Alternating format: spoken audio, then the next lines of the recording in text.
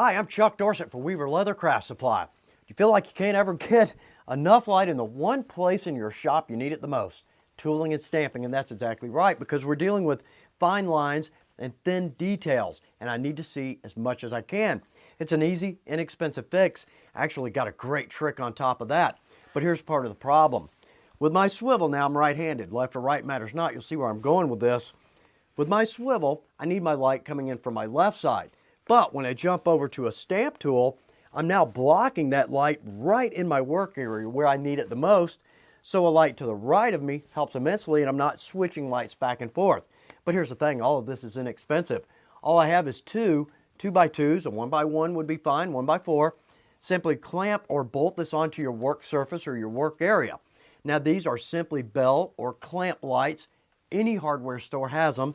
And I tend to go with about a 60-watt soft white light bulb. Now, here's a great trick. Our tracing film seems to be a little bit thicker than anything else on the market. Makes a perfect diffuser. In fact, I like it so much, I use it on all of my studio lights.